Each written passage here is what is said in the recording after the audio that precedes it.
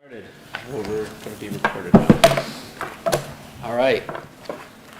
It's 7 o'clock, and I'll call this meeting of the Westwood Finance and Warrant Commission to order. I'll grant permission to the Westwood Media Center to record the meeting. Is there anyone else that wishes to record the meeting? I see no. We'll do the Pledge of Allegiance.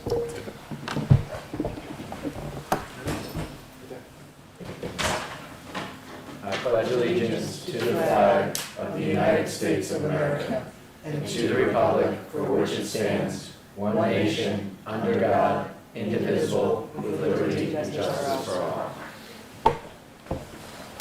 Done that in years. We'll do roll call.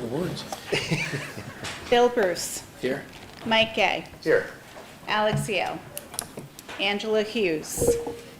Chris Pareda. Here. Chris Marks. Here. George Laham. Here. Mike Powers. Margaret Driscoll. Christine Coughlin. Paul Bamford. Here. Paula McLaughlin. Here. Ryan Sturma. Here. Susan Flanagan Cahill. Here. Seth Fredrickson. Just a quick update from my perspective. You noticed, and we'll go through in a bit, a little change in the way the agenda flows, where we've done, for a general meeting, a non-public hearing meeting. The public and press piece will be up front where the public comment is. So we're going to do it that way moving forward. It's consistent with the way all the other committees and boards do things. So we thought it made sense to make that change.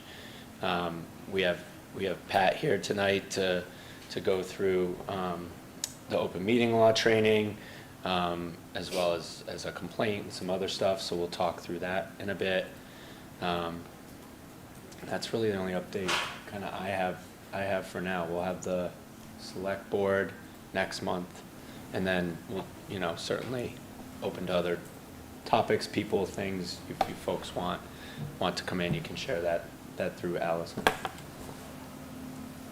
Anything on your side? Nope. All right. Excuse me, Bill? Oh, yeah. Any chance that we'll get a full calendar meeting dates? Yeah, good question. So yes, you will, now that you get we're waiting for the email addresses. So now that you have the town email address, Allison, moving forward, will communicate through the town email addresses, and she will send meeting invites through the town email addresses for all of us. And then that will also help her track attendance too, because you guys are here, but we need to know, make sure we have a quorum before we post the meeting, so several days before. Because I think Allison said there was a few people that kind of couldn't come last minute. So it's really important that we make sure we have at least a quorum. Got a little close here tonight at one point. But it'll all be through the town emails moving forward, all the communication with Allison. Thank you.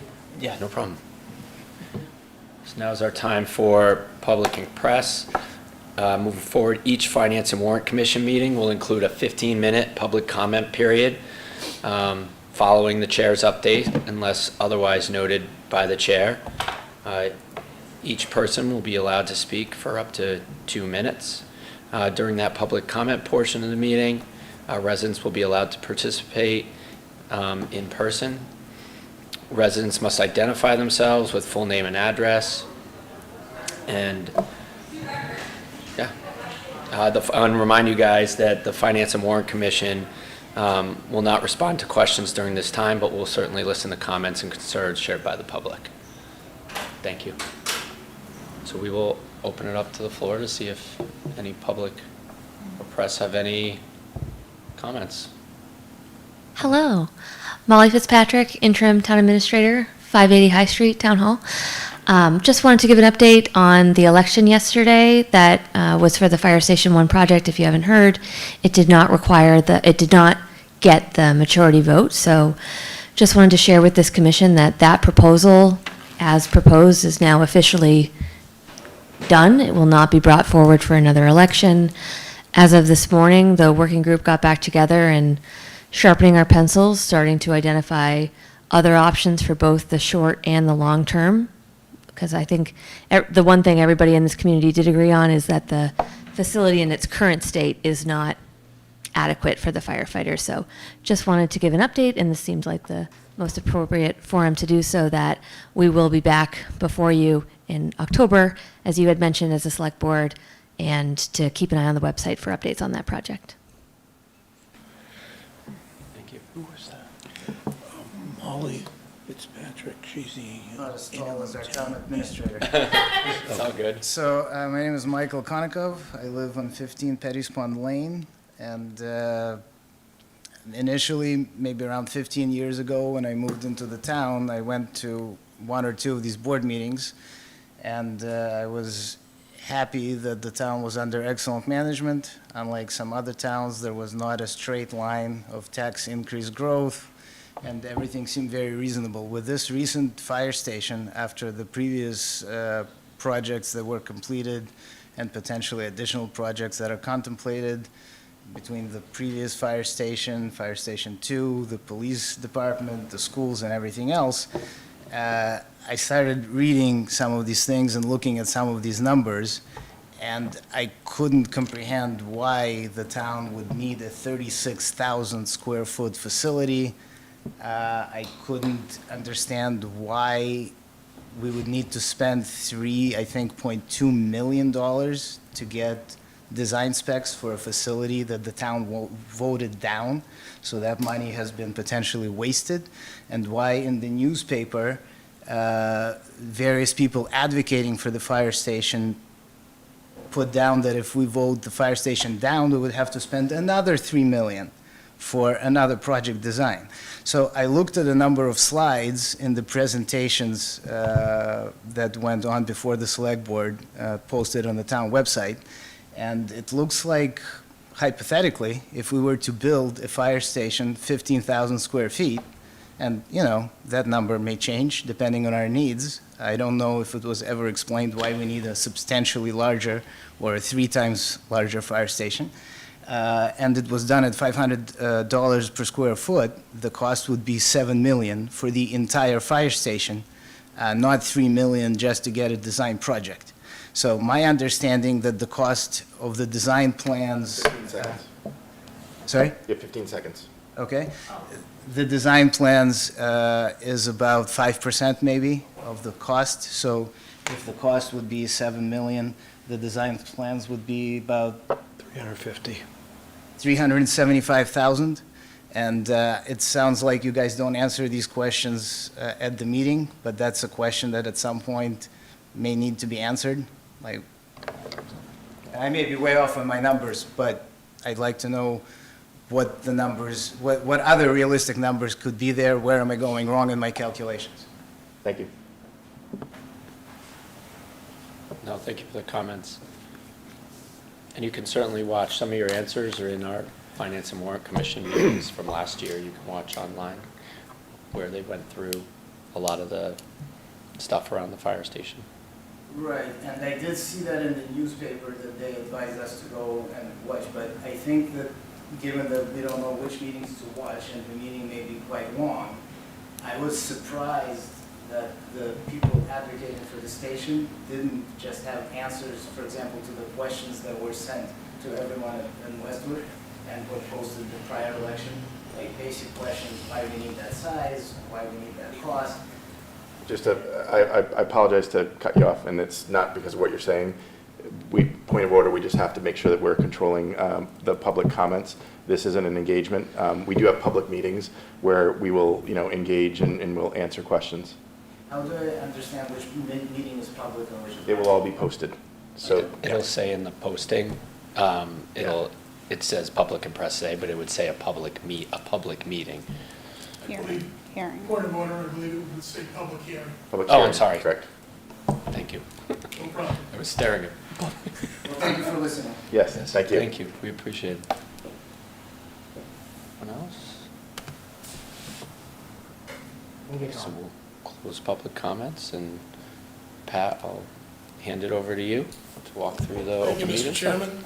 It's a pleasure to appear before the Finance Commission at the beginning of the year. put the timer on for you, Pat, or No. Excuse me? No timer. no timer? You can put one on. I won't argue with you. I'm going to go through the basic open meeting law and ethics presentation. Most of you have seen this before.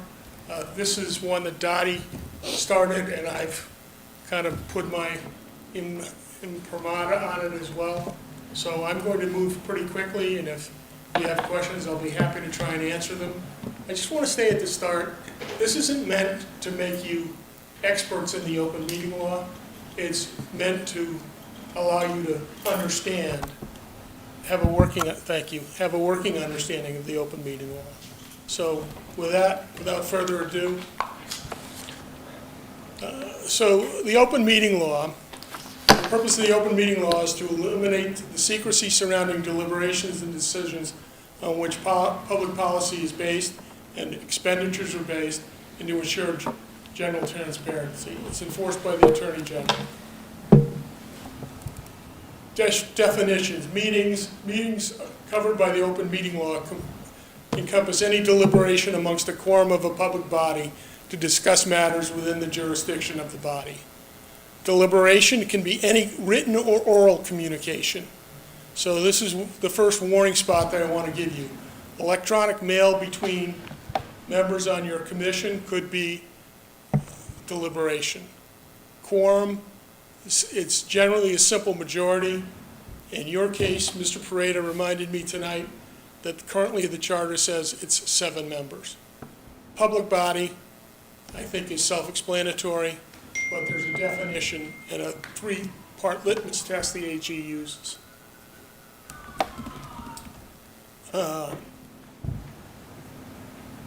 So the 3-factor test that the AG uses is it within government? Is it empowered to act collectively? And that's an important piece. Does it serve a public process? So the very top line here is most important for you folks.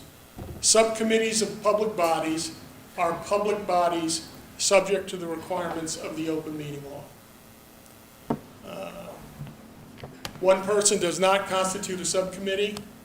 The basic thing you can do is anytime 2 or more of you are tasked with accomplishing something, you should post the meeting and comply with the warrants of the town meeting law, open meeting law, pardon me. Notice must be posted 48 hours in advance, 48-hour weekdays, excluding weekends and holidays. The purpose of the open session must be clearly articulated. The difference between a public meeting and a public hearing. In a public meeting, the chair has discretion over what is allowed to be placed into comments. Public hearing, the public has a right to speak. Minutes must be kept for any meeting of a public body. The minutes don't have to be a transcript or verbatim transcription, but need to summarize adequately what took place.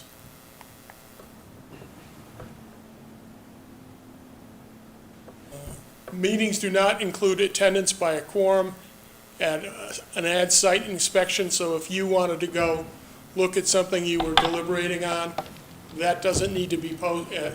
You should post notice of it, but that you're doing that, but you can't deliberate there.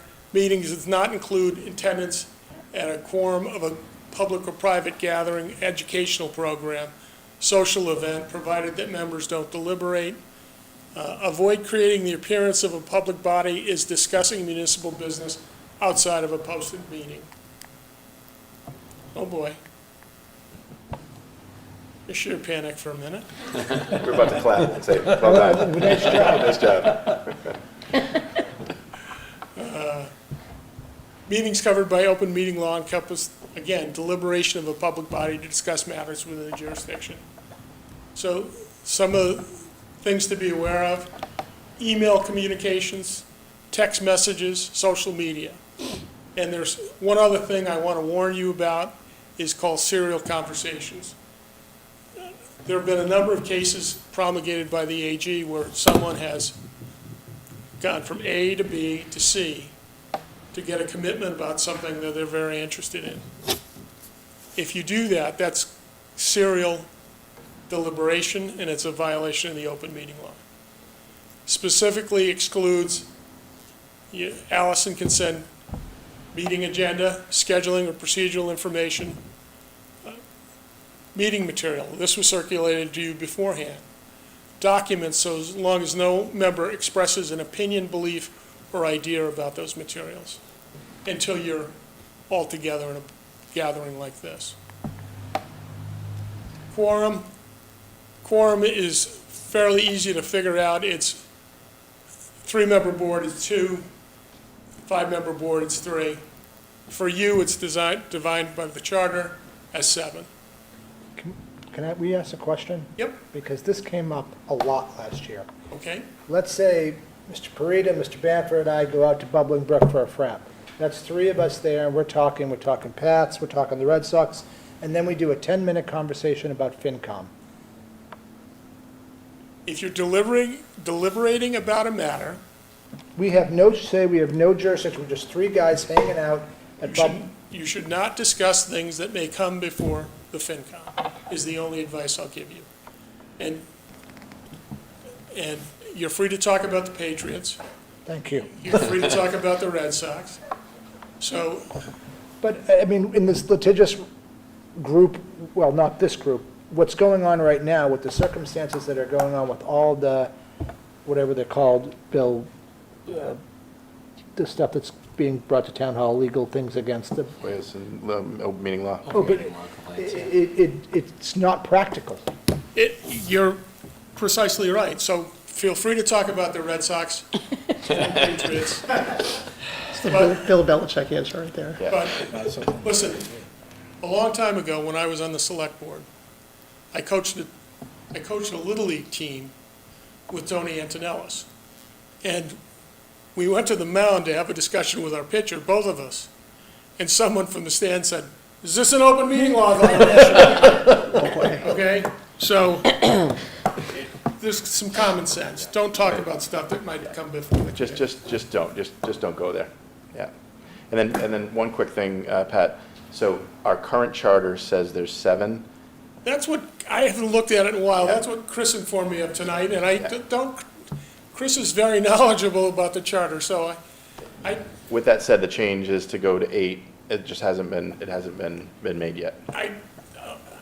need to look. That's fine. We can address that on a future meeting. So if that means that, then as long as there's not 7 of us present, there's not a problem. No, that's not true. It's that's more not- than one. More than one. If you go back 3 slides, it's more than one constitutes. Yeah.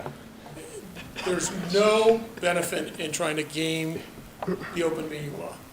Not trying to game it, just not Well, practical. It feels that way to me. But we can get together. We can talk. We can have we can have a coffee. We just don't talk about stuff. George, if you want to before- talk about stuff that comes before you, call me. Okay. If you're driving by, George, just keep driving. I was gonna say, don't stop. Don't and stop. Chat with me, Don't slow okay? Conduct of the meetings, from what I can see, you run these meetings very efficiently. The open meeting law does not mandate that any particular person be allowed to speak at a meeting. Does not require that the public body allow any kind of public participation. You can choose not to allow public participation. The open meeting law provides that the chair has sole discretion on who may speak and for how long, and you seem to have put rules in for that. The rest is self-explanatory. Can I ask a question? Of course. With the 15 minutes, right, so if we say, okay, we're gonna have 15 minutes for open meeting, and somebody comes in, like, we finished at 7:10, but somebody comes in thinking that we had open meeting for the first 15 minutes, and they come in at 7:12 and we started, do we then give them the opportunity? That's at the chair's discretion. Okay, so, The chair says no.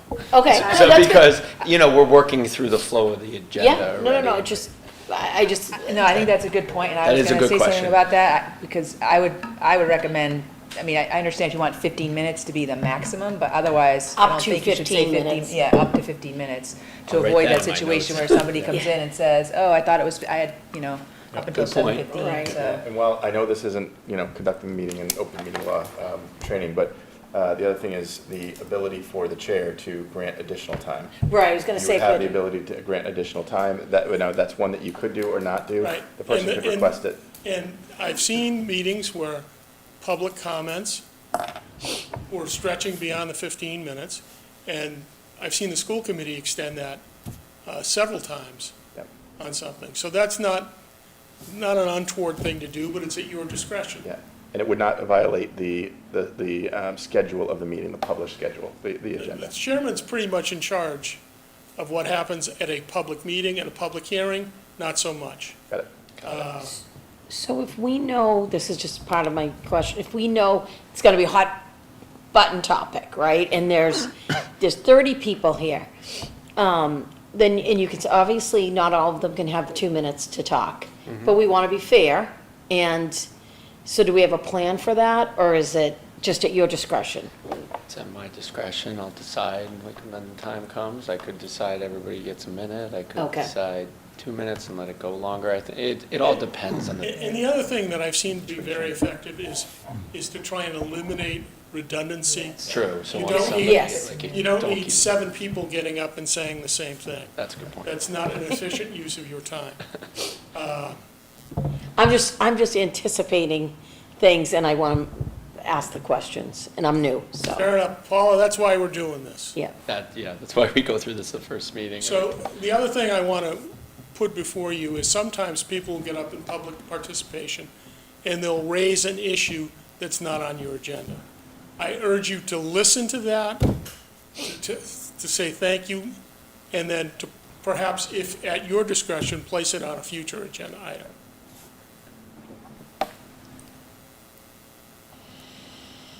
Email, I think we've been through that.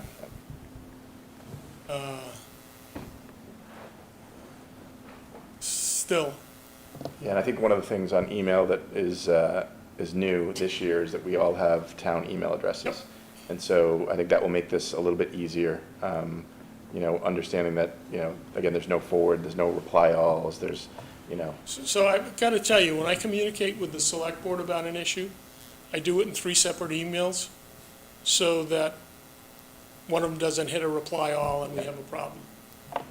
And you send everything BCC to everyone so BCC. that nobody can That's the other way. accidentally reply all? That's the other way, but I just don't trust the BCC, I don't know why. You know? Belt and suspenders. Social media, I'm not on it, thank God. If you're on the FinCom and you're posting your opinion on social meetings, blogs, chat rooms, listservs, or any place else the board could see it, it may violate the open meeting law. And I think this is something the Attorney General is going to kind of take an interest in moving forward. this is an interesting one because we're also citizens of the town. I understand. And so this is an interesting one. Again, I'll say myself, I've posted, some thoughts. It says me, not the FinCom version of me, but so is your advice, stay off altogether, don't comment? You can say that was I am a dinosaur Yeah. in terms of social media, so I just think you've got to be very smart about it, and if you want to be on social media, to not post something about something you're going to be deliberating about. Okay. I'm in favor of a new whatever. So That's- even Pat qualifying it as my own personal opinion versus speaking for the committee, just avoid it? Yeah, because what it does is it kind of tips your hand to your committee members. And, someone could say that's a problem. Well, what if your wife or your household, somebody in your household posts it? It's Different not you situation. directly. Yeah. That's a My different, wife did not give up her First Amendment right when I became town council. yeah, fair. She's free to say whatever she wants when she wants. better. Okay. But remember, the First Amendment is not absolute. Right. So our participation, we really have given up some of our First Amendment rights Absolutely. by participating in this commission. But you also get to, you form a very important role because you get to make recommendations to town meeting on what the direction of the town should take. That's a highly important role that you guys play, and I want you to understand that. Okay, meetings, location. Location must be posted in the notice, if it's a Zoom or hybrid, instructions on how to get on. Meetings must be accessible for persons with disabilities. Do not move a posted meeting to a different location unless that alternative location is posted in the meeting notice, and we will take steps to even sometimes post someone there at the door if we have to move a meeting. Do not close and lock the door during an open session. Do not require a password to enter a Zoom meeting. Consider whether glitches in remote access require meeting termination. I have been on Zoom meetings where people have said they can't get on, and we pause the meeting until such time as the glitch is fixed, and I would recommend you doing that. And if you can't fix it, then you've got to postpone. This is rather duplicative. So let's talk about emergencies. I think I've been involved in town government for 30-plus years. That's my memory anyway, and I'm sticking with it. And George, I don't remember who was governor when I first got involved, so I'm sorry. 30 years? That's Salucci. Could have been. A public body can meet without 48 hours' notice if there's a sudden and generally unexpected occurrence or a set of circumstances demanding immediate action. In all my time in town government, the only emergency meeting I attended was on 9/11 24 years ago, because we wanted to make sure that we could secure the town. We had no idea what was going on, but we met at noon in then the selectmen's meeting room, now the town manager's office, and we made sure that we had contingency plans for what we weren't sure but might be happening. I'm not saying it has to get to that level, but an emergency has to be a real emergency.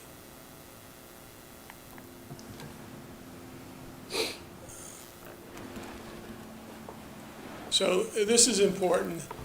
Must have sufficient specific notice specifically to reasonably advise the public of the issues to be discussed at the meeting. A topic has sufficient specificity when a reasonable member of the public could read the topic and understand the anticipated nature of the discussion. So some general ideas: avoid acronyms, we all use them, avoid abbreviations or shorthand references that the public may not know.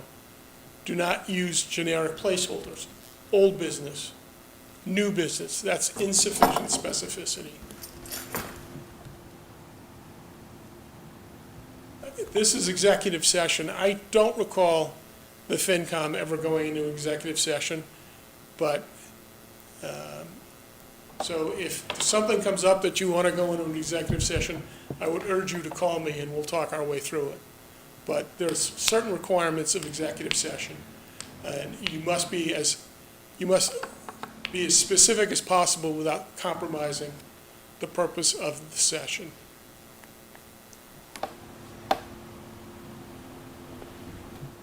Pat, if we were to go into executive session, but wanted to make sure we were following all the rules, are you allowed to be in executive session with us, or no, because you're not on the? Well, that's at the discretion of the chairman. Okay. Chairman can invite people into executive session who might be beneficial to the discussion in executive session. I never seen the FinCom go into executive session. I'm pressing my head to think of a reason why we would ever. I can't imagine it. I can't either, but that's why you know it might happen. Yeah.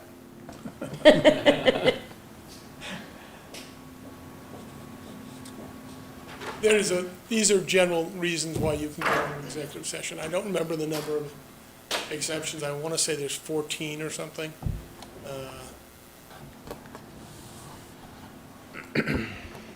So going back to emergencies, comply with the open meeting law as much as possible.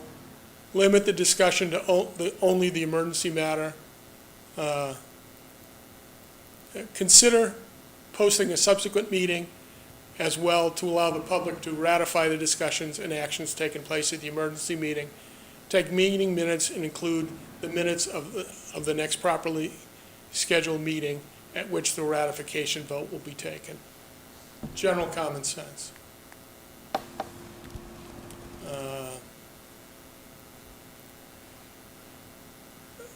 I think you're well aware of the Zoom requirement meeting, so I'm not going to go into that with any specificity. Oh, boy. I don't think it's quite over, George, but I appreciate your sentiment. Slide 18. 22.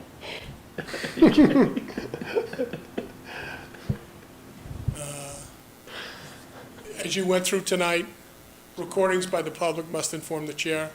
Chair makes the required announcement. Chair may reasonably recommend recordings. And one of the things I want you to think about is the last thing you want to have is Westwood Media Center. You don't want to have you don't have recordings that might bring duality to what was said at the meeting. One recording is adequate. Well, I guess, then why are we asking if anybody else wants to record it? You have to by law.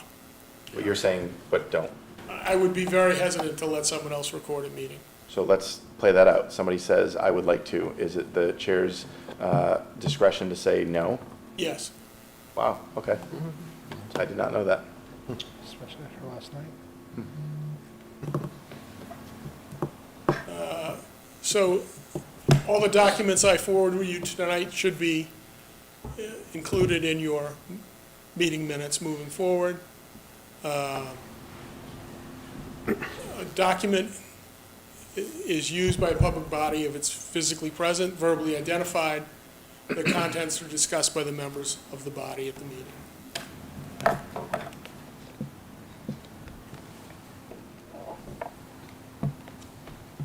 This is pretty common sense stuff. So I would urge you to approve the minutes in a timely manner. What does a timely manner mean? Approval must occur within the next 3 meetings or within 30 days, whichever is later, unless there's good cause for delay. Try and stay on top. You're very good about this, but try and stay on top of your minutes as wherever possible. How about our final meeting and the minutes of the final meeting? Yeah. And that is definitely 3 months later that Yeah, it is, but it's your next meeting. But it's not 30 days or, oh, I'm sorry, it is next 3 meeting. I'm sorry. meetings or 30 I was thinking 90 days, I'm sorry. Second bullet. A little slow. Don't read into requirements that you Took the- don't took have. the- Yeah, lack of sleep. And the meeting minutes are public record, and we Yeah. post them on the website.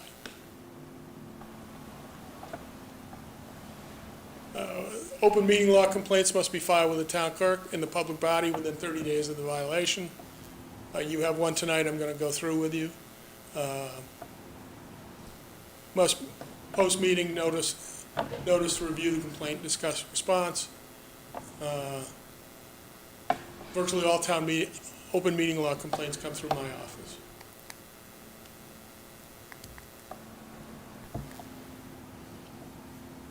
This is what can happen with an open meeting law violation. Compel immediate and future compliance, compel attendance at a 1-hour training or a training authorized by the AG. They're generally 1 hour. Nullify in whole or in part any action taken at the meeting. Impose a civil liberty upon the public body of not more than $1,000 for each intentional violation. Compel that minutes or records be made public. Prescribe other appropriate action. Who would pay the $1,000 if it was so assessed? I don't have an answer for you. We've never come across that. It's our job as the FinCom to ask those hard-hitting questions. I think I read somewhere it's the vice chair. Pat, would you Yeah, help us counter sue? Would you help us counter Definitely sue? not the vice chair. No. Actually, you That's can't an advantage of having countersue. 15 Cannot. members. You can't countersue. The only thing you can do is appeal to Superior Court. And the courts pay deference to anyone or any agency enforcing their own laws. So you kind of start with a presumption against you. Got it. A little bit. Okay. So let's talk about another favorite subject, conflicts of interest.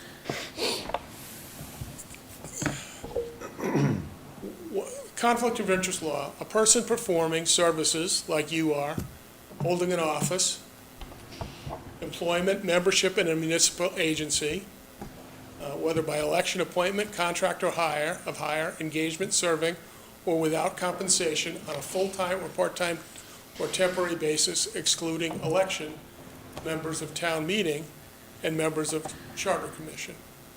You may not participate in a matter in which a business you may be the owner, director, employee, or immediate family member has a financial interest. You may not participate in a matter in which it appears you may act for reasons other than what's in the town's interest. So one of the ways you can cure a conflict of interest is through a disclosure through Dottie's office. And there's a form you can fill out. That doesn't cure all conflicts of interest. On a personal note, my wife served 12 years, I think it was 12 years on the Board of Health. When I was on the Select Board, I would always recuse myself from that appointment, just to avoid the appearance of impropriety. If you think about conflicts of interest, avoiding the appearance of impropriety is the best thing you can do. It may not act in a manner which would cause a reasonable person having knowledge of the relevant circumstances to conclude the employee is acting with bias, favoritism, or otherwise for personal reasons. You may not solicit or receive any substantial value, $50, for or because of an official act performed or to be performed for your official duties. Some gifts are exempted, some fall within written disclosures. Just don't take them. Nobody's giving us gifts. I got nothing. They're not coming. I'm glad to hear that, George, because I know how much you like porterhouse I steaks. do. Take it.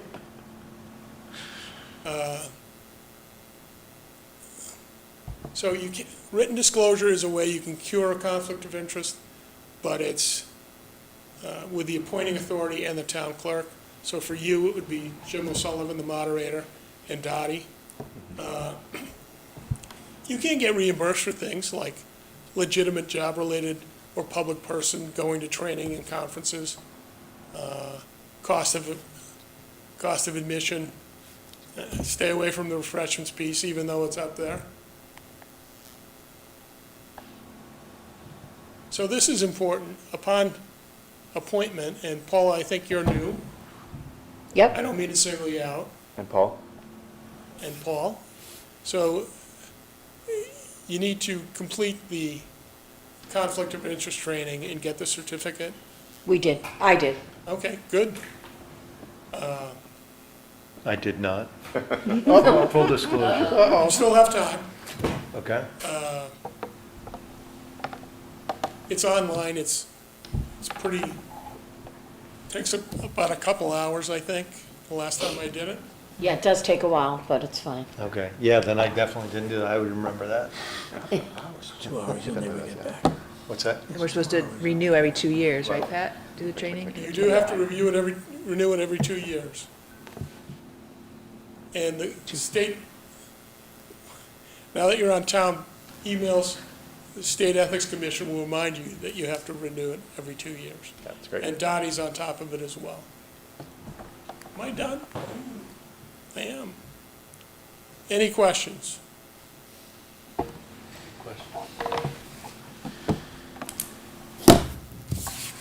So the other thing we need to discuss, I'm going to go to the next agenda item, if that's all right with you, Mr. Chairman, Good with me. is you have an open meeting law violation, which I produced a package for you. It was in your agenda. Essentially, we had open meeting law violations against the Select Board and Finance and Warrant Commission for your, I'm trying to remember the date of the meeting. We were accused of it. Complaint, Yes, yeah. complaint. Yeah. We didn't have it, we were accused of You it. were accused of it. Thank you, George. I wrote a response for both. The AG has found that it was not timely for the select board. We're waiting for a response for yours. There was a subsequent one saying that there was no meeting to discuss it.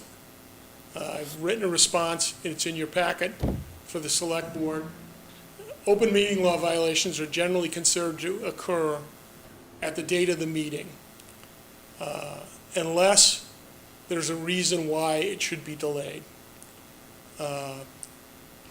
This one was filed, I think, July 23rd, and it was some 71 days after the meeting. I think that it was not filed timely, nor was it pled or alleged that July 16th was the earliest that could have been discovered. So there's first of all, I hope you read the response to the first one and that you're okay with it. Okay? And the second thing is if you read the select board's filing for the second one, the 71-day late one, I would fashion your response similarly, and I will run it by your chair and co-chair before I send it in, with your permission. Questions, comments, or concerns? Vice Chair, I'm not looking for a promotion. Come on, let me give you something here, Mike. I don't want to be co-chair, I'm a vice chair. Mea culpa. I will misspeak on occasion. I've come through the age. That was a funny one, though. No questions. As always, it's a pleasure to appear before the Finance and Warrant Commission. Thank you for your time and your attention. I appreciate it. Thanks, Pat. Thank you, Pat. And I wish you much luck this year. Thank you. Appreciate it.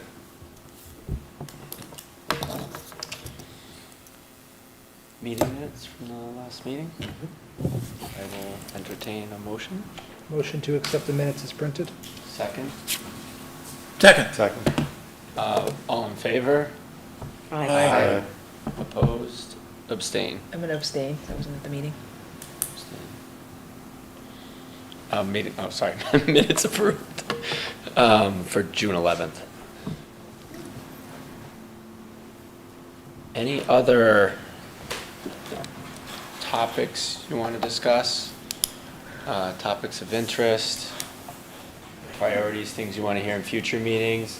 I think one thing, just with what Pat just went through around the subcommittees, we know last year, for those that were on the committee, how tough it was to operate the subcommittees and how redundant it was with having to post the meetings, have meetings, then you couldn't work together to do a PowerPoint to present the meeting.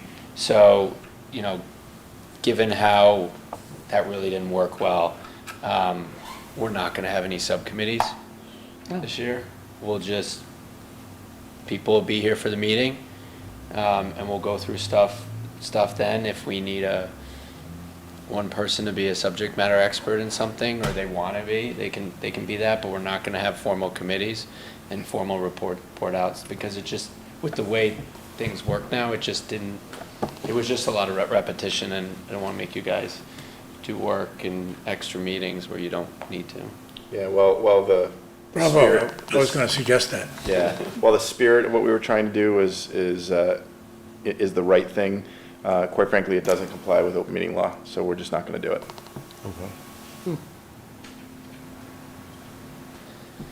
Yeah, just something, Bill, that's top of my mind since yesterday. It seems like that there is a divide right in the town in terms of capital projects. And I think that's probably like top of mind from everybody's perspective. I have a suggestion, but before I even dive into my suggestion, Bill and, Mike, I want to get your guys' perspective in terms of, what's the best way of kind of bridging, right, a divide. I know we're the finance committee, but it feels like, we get all the information almost, it's part of step two. It feels like, step one already happened somewhere else, and then we get at step two, and we're kind of saying yay or nay. But if we want to try to have our feedback heard, right, in step one, right, as part of some of this, either planning or selectmen, or just for them to hear our ideas before they do their planning, what do you guys think? Yeah, I mean, I think that's part of the reason we'll have the select board, and we'll have the select board come next month, to our meeting next month, and to give kind of a, I don't know what to call it, state of the state, or state of the town, it's probably not state of the state, state of the town. And that's an opportunity to give them feedback on things, give them feedback on capital and where they should focus. So that's our opportunity. Same thing, is it next meeting or the following one? We have schools coming. So we'll have school committee and Tim come, so to some of these meetings early on. So that's our opportunity before they get into their budget planning cycle or whatever they might focus on, to give some feedback to them, you know, on our point of view, or where we should focus, or to ask questions about capital and things like that. I don't know if you'd add anything else. What I would add is that the role of FinCom isn't to set policy and to make decisions that around the articles that are brought before us. We can certainly give our feedback, Right. but we actually don't have a seat at that table. Whether we would like it or not, you know, our job is to take what is put before this committee and to give our opinions, to engage, and then to vote yes or no. And so it's an interesting question, and I don't disagree that, you know, it would be great to have some say. I will say that, you know, you as a citizen have the ability to do those things, but as a FinCom, you know, we don't have the ability to force our way into the room where the decisions are being made for the articles that are brought before us. And I don't know if you want to add anything to that. Yeah, actually, the charter prohibits it. Yeah. And so this is where maybe kind of the idea that I had in my mind, and I don't necessarily think it's, you know, creating policy, but just something I kind of want to throw out there is, right, it seems like the town is really good at describing the benefits, right, for the town, or the benefits for the professionals, like the benefits for the firefighters. But then from a cost perspective, I think, you know, the cost last year, you know, where the fire station was primarily based on comps, right, comps for other towns. You know, is there any opportunity, right, to bridge the gap between the two sides, you know, by building out, so, you know, what I'd call like a cost comparability report, right, like which would almost grade certain, you know, criteria, whether you call it building size or cost or material costs, vendor competition, monitoring the vendor hours, and give that some sort of grade, you know, like an A, B, C, D, F, because I think it would show the town that we're either saying, hey, look, we're trying to minimize costs, or we think that the benefits that the town has, or the benefits of building something bigger outweighs those extreme kind of cost measures per se. I mean, as a FinCom, I would say doing a cost-benefit analysis, you know, and I don't know, I'm you know, summarizing what you're describing, you know, theoretically, we could do that. I just don't know, I don't know at what point we would insert that in the process. So I think that that's an interesting recommendation or suggestion. I mean, we can talk about it with the select board, but I guess putting that into practice from a FinCom perspective, I'm just trying to understand how we would do it. And that's why I bring up the whole step A, step B type thing, because, you know, we're hearing it secondhand. So like in my mind, like, okay, well, the building size, I mean, I think the other, you know, one side would say, well, geez, like it's a big building size. So, you know, that's, from a cost perspective, that could be considered a D, right, on a, you know, A or F scale. But then, you know, the counter side is, well, geez, there's a lot of benefits of the town. You know, but if you were to have kind of that cost comparability report, you're being transparent with the town. You're saying, like, guys, we're making a difficult decision here. Like, yes, the costs are high, but we think the benefits outweigh the costs. And I think that maybe that is something that I think if the selectmen or the planning committee would consider, I think that transparency to the town would go a long, long ways of bridging that current divide. Yeah. So my feedback to that, my point of view would be that would be a great suggestion, recommendation to the, you know, the select board and in particular the FS1 committee, and then the Sheehan committee, and then the TMS committee, because all of those things are going to have large costs associated with it. And I think that it is, you know, I'll tell you, being transparent, certainly as a FinCom, we're fully transparent. Everything we do is in the open. Select board, everything they do is in the open. They can't talk to one another. So it's challenging, and I think, you know, we just have to do the best we can to put all that information out there. So. Yeah. I guess I'm a very binary person, very black and white, and, you know, I definitely see. Really? No, that's how I think it's just, it's whatever. You're very clear with people, but whatever. But I just see benefits to town and costs. The benefits to the town are extremely clear when they come across from the planning and select meeting, or the committee. The costs are not. And then it's always this battle of like, oh, people asking questions of the costs, and then someone saying, well, no, the benefits outweigh the cost.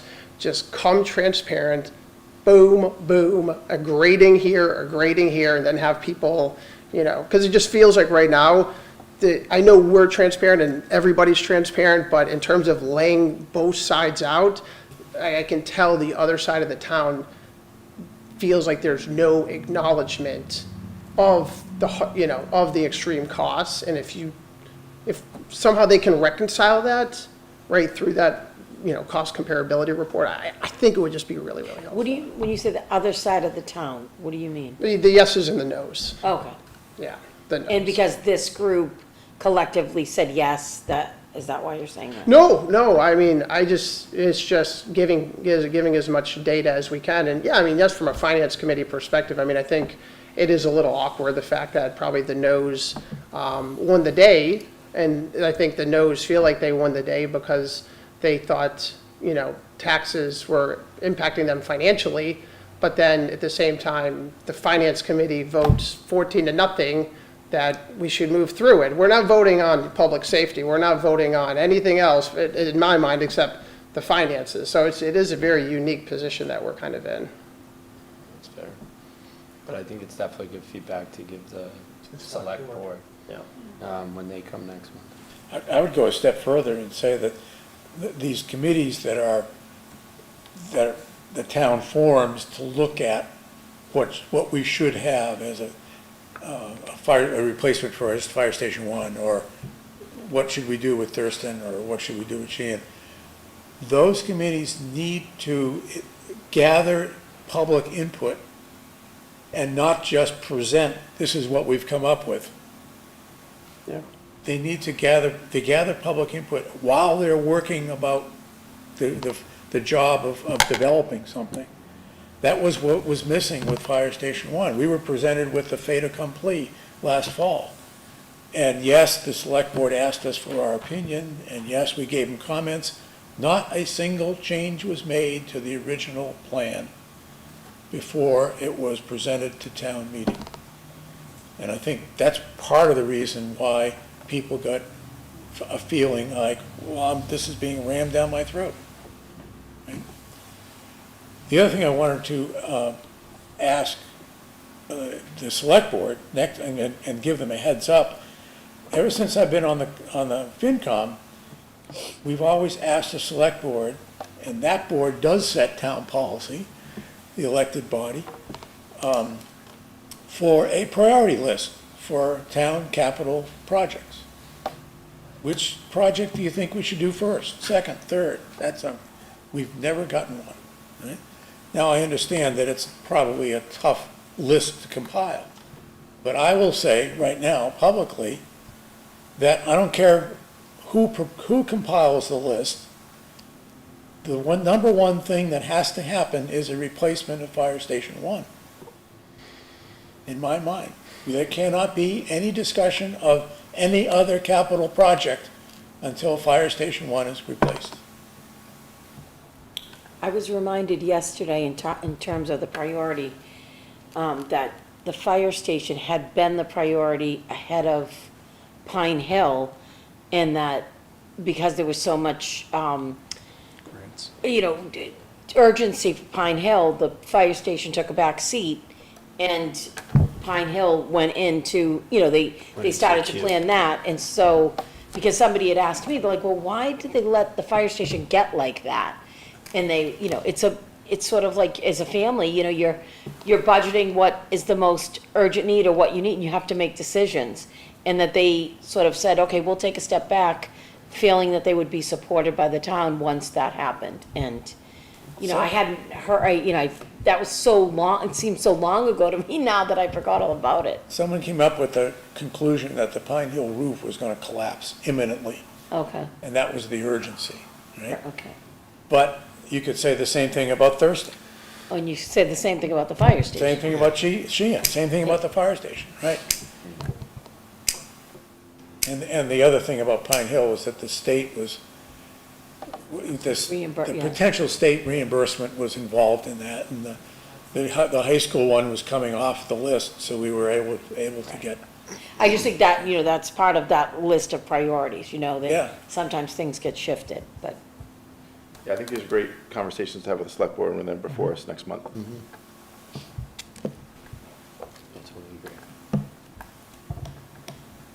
We didn't formally welcome Paul because you weren't here at the last, yeah, that's last right. meeting. Oh, wow, But I now that he has did, another I did an training- awful Now job. that he has another training, I don't know if we should. So welcome. You want to introduce yourself to the group? Sure. Paul Bamford, I've been, my wife, Mary, we've got 2 kids who we have been in Westwood since, I think, about 91, 92. Originally moved in the Islington area and then now reside over off Forbes Road and University Ave over in that area. So we've been here for, 35 years, close to 35 years, I guess it is. As I said, 2 kids, both in their late 20s, thankfully out. And I've been involved in some other town and local community areas, whether it's been St. Denis or whether it's been a couple of the sports organizations as well. So, and I recently, 2 months ago, left my semi-retirement to full retirement. I spent 42 years with Procter & Gamble on a host of different functions. And so as I mentioned to Jim Sullivan at one point, I'd be interested in any activities or any other, boards that might need help. And so he came back to me with this, and I'm excited to be here and looking forward to Great. participating. Welcome. Yeah, I should have probably done that. That's back okay. at the beginning. We're good. Paul, we introduced you, right? We did that last time. I think you all know me. Yeah, we did. We're good. I don't, does anyone have anything? Motion to adjourn? Yeah, we can take that. Second? I just want to make sure nothing else was on the No, agenda. yeah. All those in favor? Aye. Opposed? Abstained? Mr. Bamford, you're still in. Meeting closes at George, you win. Everybody. Eight You're o'clock. still in, I saw it before 8 o'clock. Yes.